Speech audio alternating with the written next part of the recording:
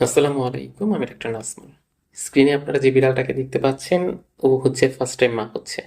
তো যেসব বিড়ালের প্রথম প্রেগনেন্সি থাকে ওইসব বিড়ালের ক্ষেত্রে এই ধরনের জরায়ুর কমপ্লিকেশনগুলো খুবই কমন। এবং আপনারা দেখতেই পাচ্ছেন যে বাচ্চাটা একদম প্রায় মাথায় এসে পড়ছে, কিন্তু তারপরেও বের হচ্ছে না। এগুলো সাধারণত বেশ কয়েকটা কারণ এখানে জড়িত থাকে। যে বাচ্চাটার হয়তো বা পজিশনটা একটু ভিন্ন আসছে, বা হচ্ছে বাচ্চাটা ও ঠিক সেভাবে পুশ করতে পারতেছে না, বাচ্চার সাইজ একটু বড় হওয়ার কারণে, বার্থ ক্যানাল ছোট হওয়ার কারণে পুশ করার ফলেও আসতেছে না। এরকম অনেকগুলা কারণ এইসব ক্ষেত্রে জড়িত থাকে। তো ফার্স্ট টাইম যে বিড়ালগুলো মা হয় সেগুলোর ক্ষেত্রে এইসব কমপ্লিকেশন বা জটিলতা আমি সবচেয়ে বেশি পেয়ে থাকি। যেগুলো হচ্ছে একবার বা দুইবার অলরেডি বেবি দিয়ে ফেলছে, তাদের ক্ষেত্রে আর এই ধরনের সমস্যাগুলো আহামরি অত বেশি হয় না।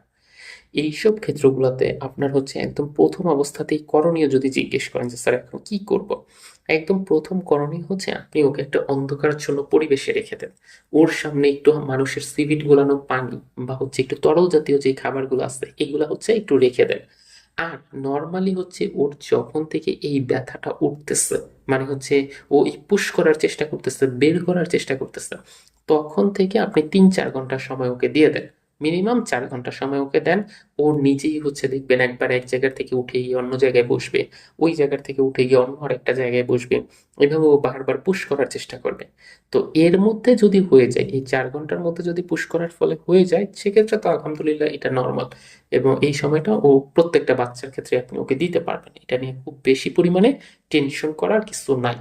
তো স্যার এর পরবর্তীতেও যদি ৪ ঘন্টার পরে না হয়, ৪ ঘন্টা পরে না হইলে আপনি একজন রেজিস্টার্ড ভেটের সাথে কথা বলবেন।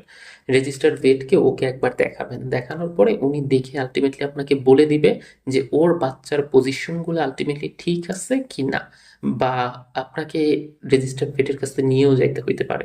সেক্ষেত্রে উনি এক্স রে বা আলট্রা করার মাধ্যমে হচ্ছে দেখবে বাচ্চার পজিশন পুরোটা ঠিক আছে কিনা। দেখার পরে আপনি দেখবেন কি যে উনি প্রথমে ২ রকম বা ৩ রকমের ইনজেকশন দিয়ে দিচ্ছে। এবং এগুলা দিলে হয় কি যে ও এখন যে পরিমাণে পুশ করতেছে না, এই পুশ করার পরিমাণটা আর একটু বাড়বে। দ্যাট মিনস জরায়ুর কন্ট্রাকশনটা আর একটু স্ট্রং হবে, যার কারণে ভিতর থেকে বাচ্চাটা খুব সহজে বাহিরে বের হয়ে আসবে। এবং উনি সাথে আরো কিছু মেডিসিন দিয়ে দিবে যেগুলো কিনা খুব নর্মালি ওর এই প্রসেসে হেল্প করবে। এইটা হচ্ছে একদম প্রথম কথা। কিন্তু এখন স্যার এই ইঞ্জেকশনগুলো দেওয়ার পরে আমরা কতক্ষণ অপেক্ষা করব? এই ইঞ্জেকশনগুলো দেওয়ার পরে আপনি জাস্ট ২৪ ঘন্টার মতো বা হচ্ছে ১৫ ঘন্টার মতো অপেক্ষা করতে পারবেন। এরকম ১৫ থেকে ২০ ঘন্টা নর্মালি অপেক্ষা করা যায়। এর মধ্যেই দেখা যায় মোস্ট অফ দেম বাচ্চাই আলটিমেটলি বিড়াল দিয়ে দেয়।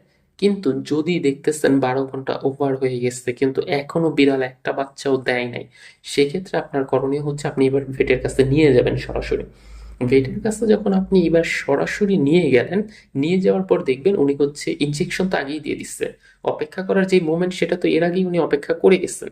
এইবার উনি সরাসরি সিজার করার জন্য মানে হচ্ছে পদক্ষেপগুলো নিবেন। কারণ এইবার সিজার করা ছাড়া আর বাচ্চাটা বের করা সম্ভব না।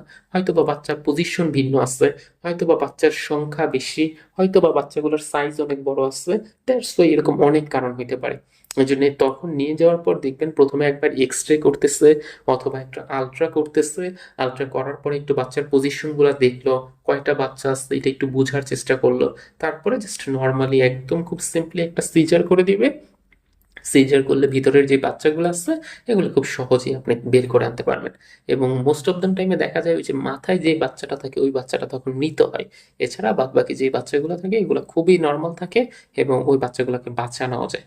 কিন্তু আপনি কোনোভাবেই এই পুরা প্রসেস ২৪ ঘন্টার বেশি অপেক্ষা করবেন না।